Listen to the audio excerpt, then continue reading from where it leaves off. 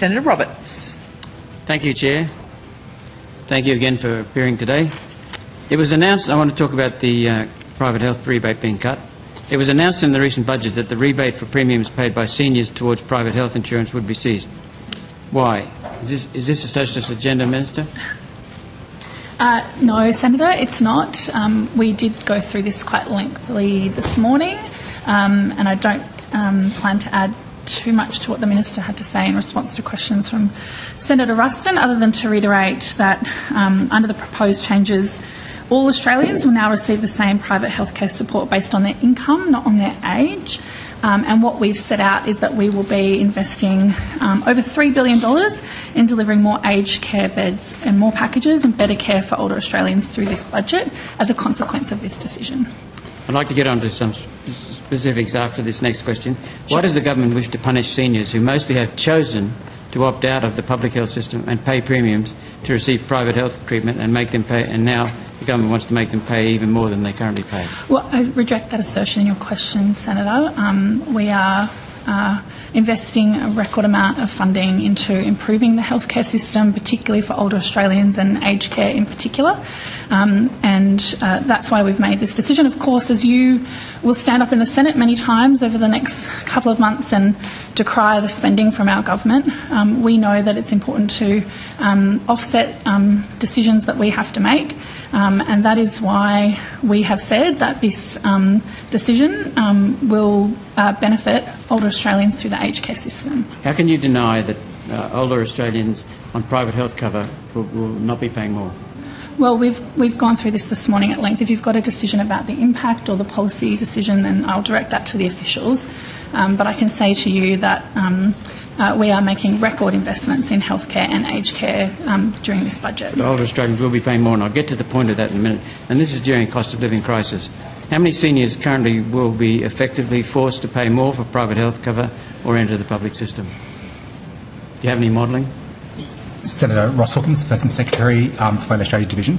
As we discussed this morning, 3.1 million people will be affected by the change in the rebate. We also put on record, Senator, and we talked about at length this morning, that our modelling would suggest that potentially about 44,000 might drop out of having cover and then therefore no longer engage with the PHI system. Thank you, Mr Hawkins. That's what I was after. What will be the effect on the extra load being placed on the public health system? Hospitals are already short of beds now. As I said, Senator, our modelling would indicate that it's less than 1% impact on the public health system. And as we again went through quite a lot of detail this morning, that would be spread across, not everyone would need to use the system at any one time. Also, that we might find that people would decide to opt out of PHI but then self-fund any care that they would need.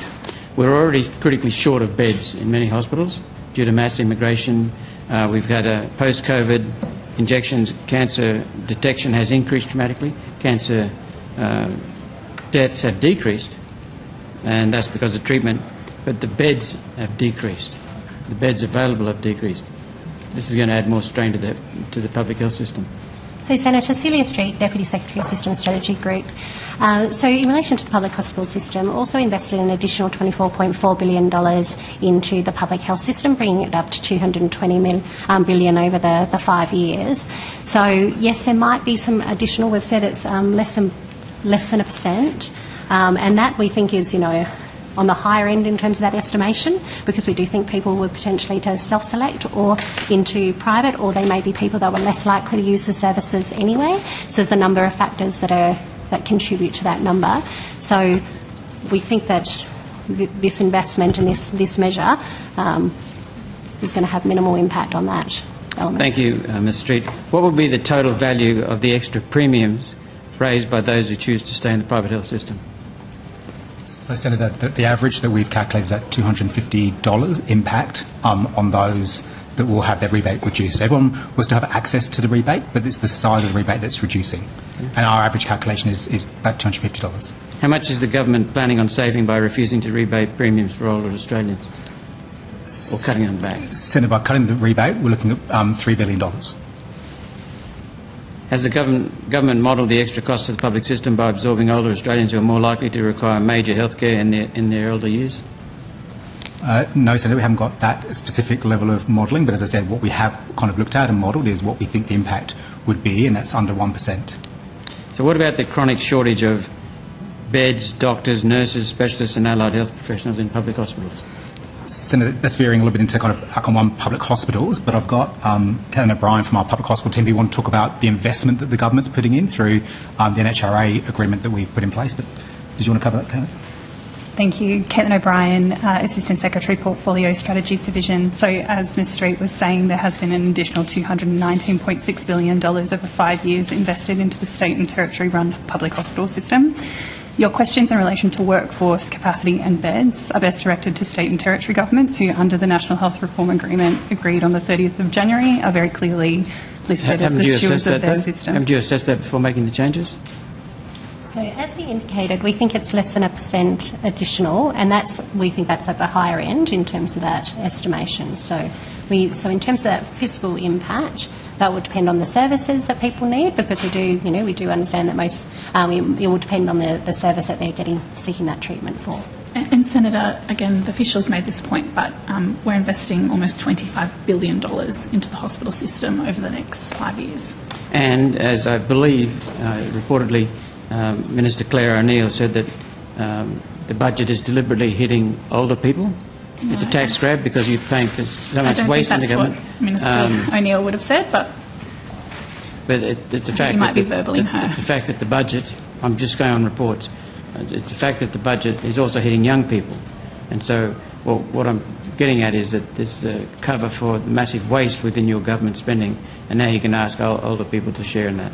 No, Senator, what we're doing is we are making record investments in once-in-a-generation reforms in aged care, in healthcare, and that includes $25 billion, almost $25 billion into public hospitals, funding the states and territories to do the very important work that they do in making sure that the public hospital system is free. It's a fact, Minister, that older people will be paying more.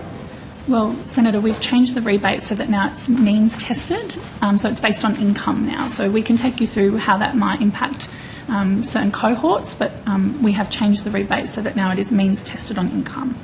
Thank you, Chair. Point of clarification, Minister. You just said that you've changed the rebate so it's means tested on income.